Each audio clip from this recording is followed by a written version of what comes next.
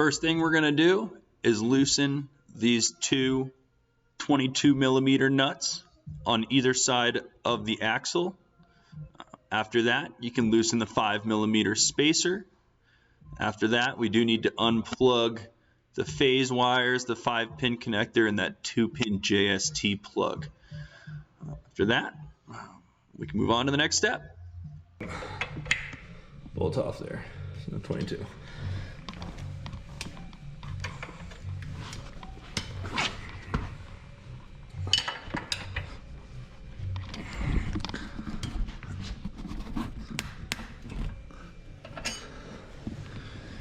All right, loose.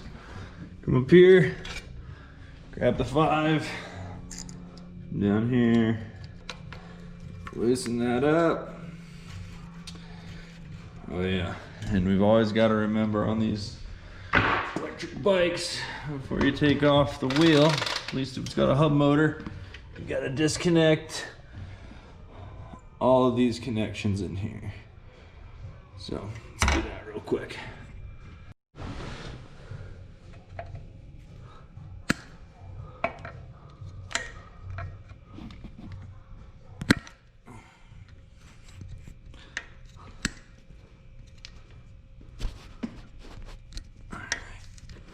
There we go.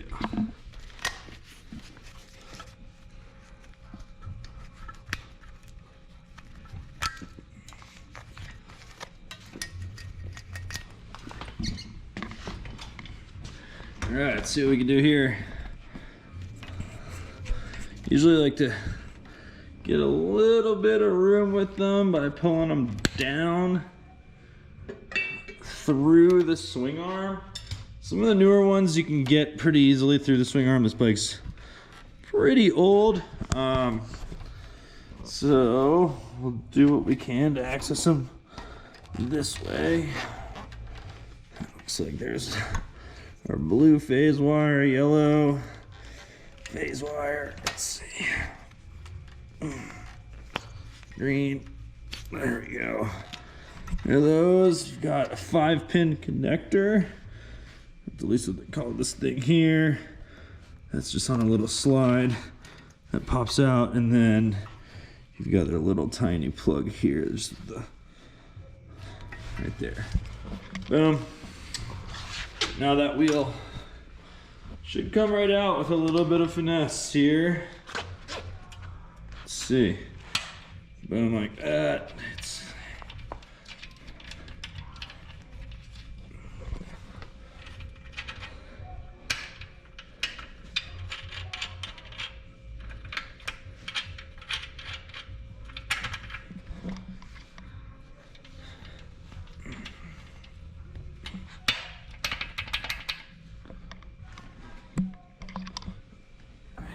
Get this a little more loose here.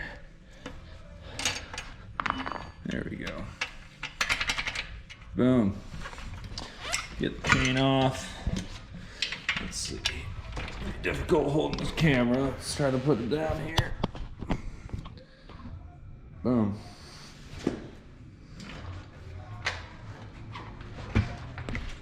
Oh, I'll fall over. There we go. Hang on tight, or get this thing off here.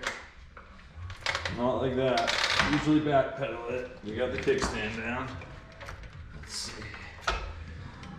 Alright, let's start over with that. To get the chain off, you're gonna lift up this swing arm. You can just grab the chain, pull it right off the rear cog, slide it off the front.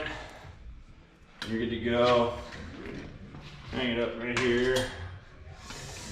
And we'll get that when we need it. All right, with the chain off and the wires unplugged, tensioners out of the way, we've loosened up the spacer. Should be able to pull that sucker right off of there. So, see if I can set the camera down anywhere, which is proving to be difficult. Let's see. There we go. It looks like it'll work. Ready? Boom. Look at that. It's amazing. Super easy. It's a bit heavy, so try to get it on the ground. Or be sitting. Just pull it off, let it roll. It'd be the easiest thing to do there. Then we've got that thing all lightened up. We'll grab the front wheel off next. Swap those tires out. I'll show you guys how to change the tire. All right, to change the tire on a Stealth bike rim, pretty difficult. Took me a long time to figure out. It just takes really just patience and just getting that bead up into the center of the rim so you can get the bead on the rim on both sides. So I'll show you how to do that now. A couple tools that I need to get this done. I would not do it without these tools. A 5-gallon bucket, that's perfect for setting it on. I like to go like this. I usually just dump the wires into there, keep them out of the way. Boom. Works great. You're gonna want a valve core removable tool. Definitely gonna want a valve core removal tool. I'm not sure the brand on this one. I can't see it anymore. It's taped up, but definitely want one of these. Another thing you're gonna want is metal tire irons. Don't use plastic. They're gonna break. So I've got some Bike Master. It looks like these have, as you can see, been around the shop for a little while, but they work great. So we'll get this started.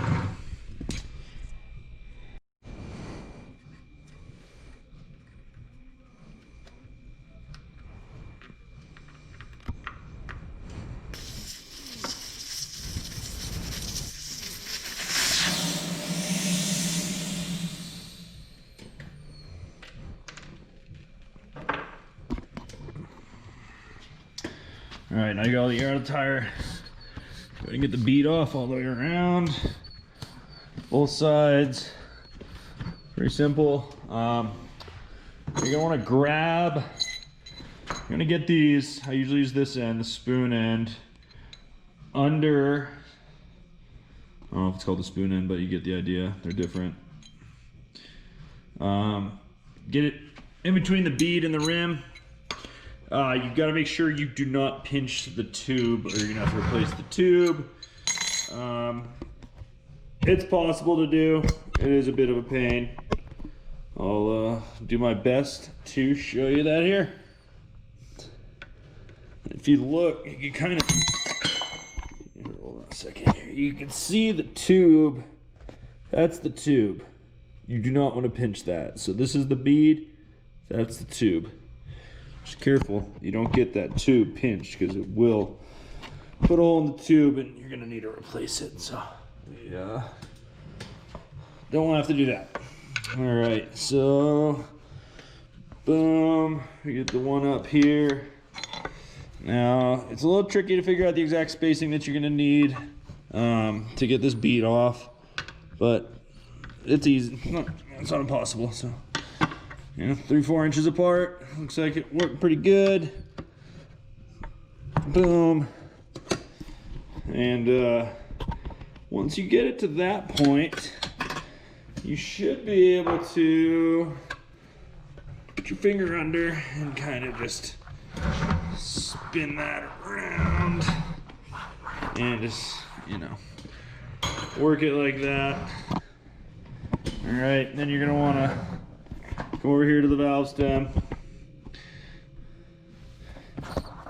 Grab that out. Let's see. Just make sure you don't tear it. It's giving it a little bit of an issue. You can do this.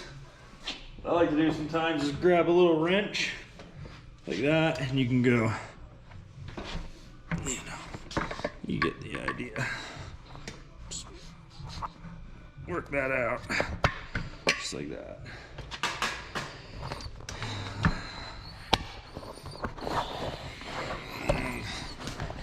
Boom, tube's out.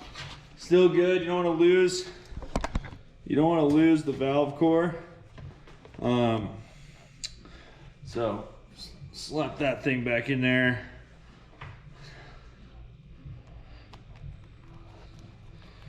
Yeah, get that back on.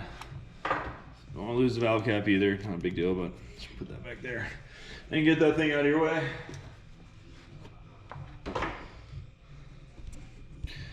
So now that we've got half the bead off, super simple to get the rest of it off. I'll show you what I do here.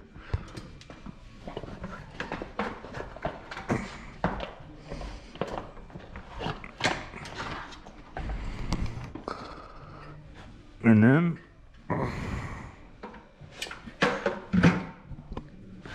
boom. Important thing, you're putting the new tire back on. You want to make sure you're going to get it in the right direction. So it's going to go like this. This is the way you want it to go. It is a directional tire, so just make sure you're going to hold this. If you pick it up, boom, boom, sprocket, rim. If it doesn't make sense, just look at it for a minute and it'll make sense for you. It's a pain in the ass to get the tire back on, so you want to make sure you do that right. All right, so it's just laying here. Usually start with getting the first, just working that bead on.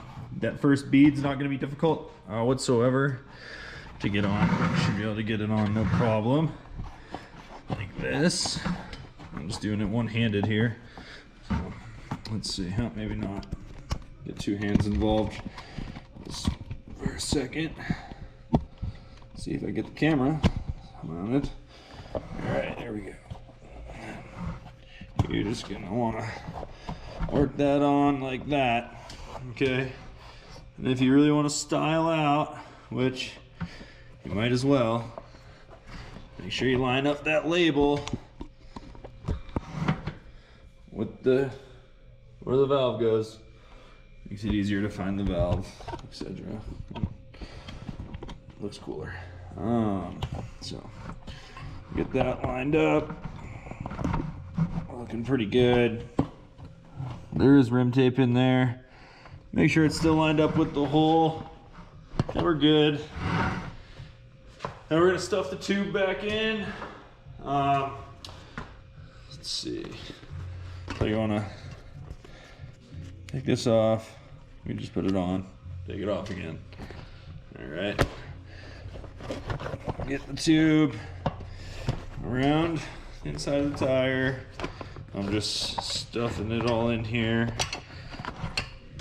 We're gonna get the valve right in here. So just get that in there. Let's see. There it is. Now to keep it from spinning, so you don't want it to spin in there, just put the cap back on, like so. And then you're gonna wanna just work that tube into there. It's best if the tube's not that much air in it right now. You can put a little bit in it just for it to take shape, but you do wanna get it down,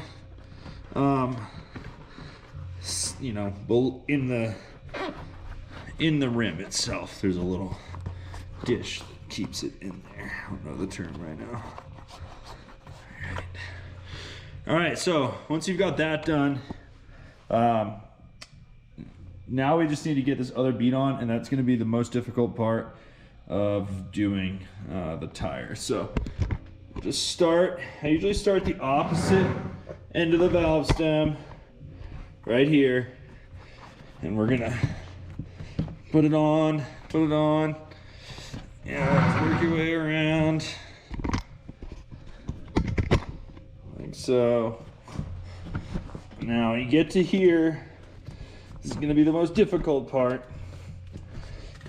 I've got my knees holding it down on the other side. I've got quite a bit of weight on it right now, and I'm just working it on. Boom, we're good. That's it. That's all you really need to do. It takes a little bit of hand strength. You want to hold it down with your knees, your thighs, whatever. I want a really low stool, it makes it a lot easier. But it's on. Now we're gonna grab the compressor here, swap over to this nozzle. This one here. It's got the nice little flexi tip, makes it easy to get between these spokes. Also, it's got a real sensitive valve there, so you see there's not much room. It makes it a little bit easier to fill up there. So let's see what we can do. All right, now let's see if we can get this thing filled. Now I usually do 40 PSI in the Stealth bike tires. The bead should seat at 40. I mean, if you have to go a little over 40 to get the bead to seat, not a bad thing, not uncommon. It happens. You can see bead is seated all the way around here. You didn't have to use any lubricant or anything like that. Flip it over. Let's check this side. Now, looks like everywhere you can see but here is good. So let's just put a little bit more air into it and see if it goes. Might need to put some more air in the compressor, but yeah, let's do that. Put some more air in the compressor real quick.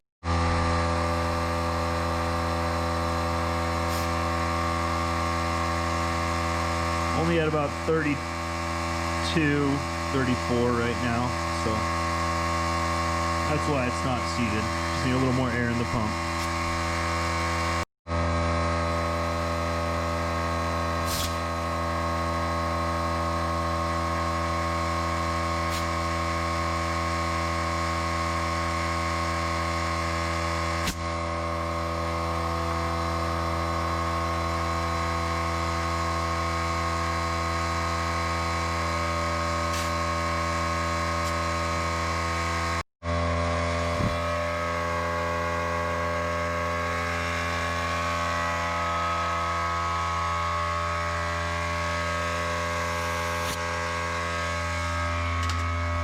All right, we've got the wheel or the tire back on the wheel. Boom.